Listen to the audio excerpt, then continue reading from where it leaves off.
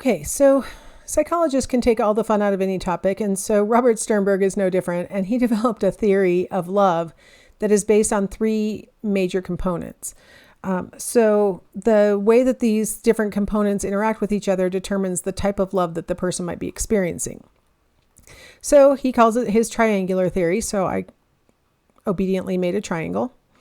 And so there are these three major components that can feed into love or relationships. The first one is intimacy, and we were just talking in the last segment about, establishing early intimacy. And Sternberg really was firm that intimacy is this sort of, emotional connection that we have with another person. Commitment is just what it sounds like, making a commitment to a person. And so it could be, moving in together or getting married or, making a declaration in front of your friends, whatever it is that, you two have chosen each other. And then there's passion. And passion, I found a nice picture of a heart on fire because Sternberg described it as the fire that, drives attraction to each other. So we've got emotional connection, we've got, sort of, legal or sort of, cultural connection. And then we've got the, hot sexual tension kind of passion. Okay. If all you have in the relationship that you have is is intimacy, then he would characterize that as the type of love called liking. So this would be, most friendships you have, you have like a meeting of the minds, you get each other, you share maybe secrets or goals, things like that maybe you wouldn't say to just general strangers. So this is what he called liking. If you have just commitment and nothing else, he called that empty love. So here we are, we made a commitment to each other. We don't really know each other that well, and we don't feel that passionate about each other. And so we're in empty love. Now, Sternberg really emphasized that the way that you would end up in empty love is that, you got married while theoretically you were feeling intimacy and passion, and that those things waned and all you're left with is commitment. And made it sound very sad, that this is all that's left and stuff. But in other cultures, there are arranged marriages where sometimes the members of the couple don't even meet. Like the families make the full negotiation and then the couple gets married. And then they have the support of the community and everything to keep them together. And the idea is that intimacy and passion will grow from that initial commitment. If you've ever seen the TV show Married at First Sight, that's the premise, right? These experts pick two strangers who should be well matched. They get married at first sight, and then they spend 8 weeks trying to develop intimacy and passion so that hopefully at the end of the experiment, they'll be in, the combination of all three of those kinds of love, which I'll get to in a second. So, Sternberg definitely looked at it like empty love was when you're stuck in a commitment and you've lost the other things. But there is this viable alternative where you start with commitment and you end up building the other two. If all you have is passion, then Sternberg called that infatuation. So this is what teeny boppers feel towards whoever the current boy band is right now, right? Whoever that is, they've got, and they always pick their one member of the boy band and that's the cutest one and whatever. So that's what we call infatuation. They don't know the person at all. There's no way to have a commitment because a commitment involves both of you making a decision to be together. So clearly all they have is infatuation. And so then you put posters up on your wall or you stock them on the internet or whatever you're doing. But it's just infatuation. All right, now it starts getting more exciting when we start combining these different components of love. So if you combine intimacy plus commitment, Sternberg called that companionate love. This might describe people at various times in a committed relationship where maybe the passion has waned for the moment, but they're still intimate with each other.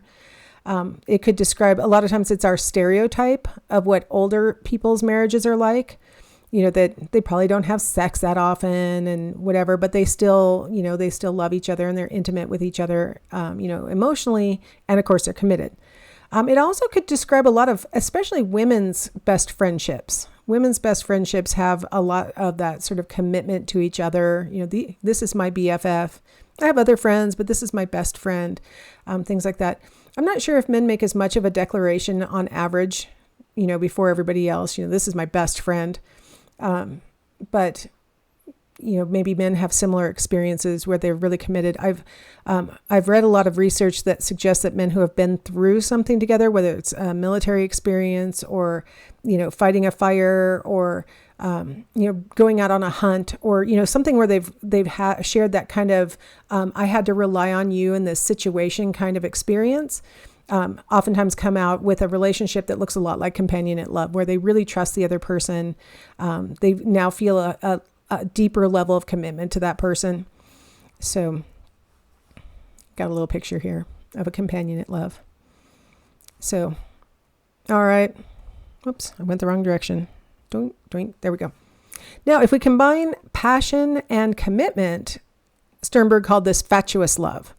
So he gives examples like, let's say that you went down to Vegas with your friends, and while you were there, you fell in love with the dealer at the 21 table, and you fell into this whirlwind romance, and all this passion was there, and you're like, you know what, let's get married. And so you get married, and you're like, I'm over the moon about this person, I love them. Sternberg would say that's actually fatuous love, because you really don't know the person. Like, he believes that it takes a little while to develop intimacy.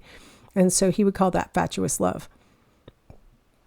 I told this story in one of my classes, 20 years ago, I think. And one of my students said, well, that's exactly how my wife and I met. He goes, I was down in Vegas. She was a dealer. We fell in love, had this whirlwind weekend together and got married. And, here we are now, a year and a half later, we're married and we're expecting our first child. And, it all worked out great. Our fatuous love developed into, consummate love as we got to know each other and so on. I was like, okay, well, see, that it can happen, whatever. Well, about a year later, he contacted me and said he was looking for some advice on his now 1-year-old son and how to cope with the fact that now he knows that his wife has bipolar disorder and had married him in a whirlwind of her manic phase, and they're getting divorced, and she really, is fighting him over custody and like all this stuff. And I was like, oh, see, this is what Sternberg predicts, is that, fatuous love does not very often develop into consummate love, where ultimately when you get to know the person, they still have the qualities that you thought they had when you just were full of passion. Now, I don't know if Sternberg is right that it's a hard conversion to make or not, but this person, the student, was definitely fulfilling the stereotype that Robert Sternberg had. So I've got my picture here. I don't know who these people are. I always pull pictures off the internet. So here we have these 2 feet that imply, oh, look, we're on some kind of tropical vacation, and I'm pretending like they are strangers who just met each other on this tropical vacation and so passionate. And then they decide, because where they are on vacation, you can get married really quick. And so I made up a whole story about these people based on their feet. All right. How about romantic love, where we have the combination of intimacy and passion? This is really common among people who are dating and really, have gotten to that level. They're past the initial intimacy level, and they've really started to get to know each other. They want to be with each other all the time. That's all they can think about is the other person. Sternberg says they are experiencing romantic love. And they want to get to know this person even better. So they want to talk all the time, be around them all the time, can't stop touching each other whenever they're together. So that would be romantic love. Hopefully everybody's had an opportunity to experience that kind of love. If you haven't, I hope you get to, because it's a fun experience, isn't it? Now, what's missing in my little slide here is what happens when you have all 3 types of love rolled into one relationship. And So that is what Sternberg calls consummate love. When you have all 3 types of, or all 3 factors of love all combined. You have intimacy, you have passion for each other, and then you make a commitment to each other. He says you are in consummate love. It's the kind of love that everybody's striving for, he says. The most typical pattern, he said, would be to be in romantic love, and then you make a commitment to each other, and now you are in consummate love. He says it's difficult to maintain consummate love, because in a relationship that lasts any length of time, there can be waxing and waning of intimacy and passion. Sometimes you'll have just companionate love, where you're not having an opportunity to express passion, or maybe you're not feeling that passionate. Maybe you guys are, working really hard, or, remodeling a house. And so you get home from work and all you guys can do is like tile the kitchen, and it's just, we're so tired. We don't think about passion right now. So all you're surviving on is the companionate love. Or there are times when a romantic couple might be, a long-term couple might be experiencing fatuous love, where they're maybe not having a lot of time to really share their intimate thoughts at the moment and make, those kinds of emotional connections, but they do still feel passionate towards each other, and things like that.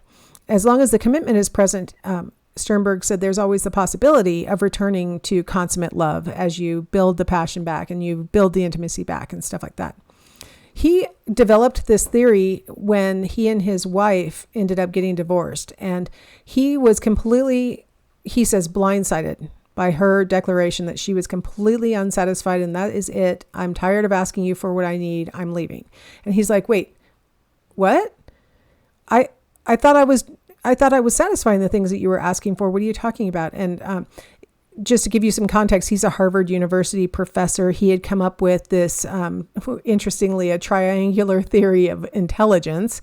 And so he had been traveling around the world telling everybody about this new, theory of intelligence that he'd developed. He's a big famous guy. And he'd come home from his trips and he'd be so excited to see his wife, and they'd have sex, and he thought everything was perfect. Like, what's wrong? And of course, she's saying, you never really want to hear what's going on with me or the kids. All you care about is your intelligence research. And I don't even feel like I know you anymore. I don't think you even care to know me. And I'm repeating what he said at a conference. I don't know him personally, but he said all these things that she now in retrospect had been crying out to him about. And he thought everything was fine because they had sex. And she's like, where's the stuff that I need? I need to hear, you caring about me. And so he developed this whole theory based on his experience, and hopefully he carried it over to his next relationship and recognized that, you have to work at these things and you have to give each partner what they need. So he really emphasized that, once you reach consummate love, it's really easy to kind of lose parts of it and then end up ruining it. So, all right. Let's take a little break here, and we will come back, and this scale will allow us to talk about another theory of love. So I will see you in the next segment.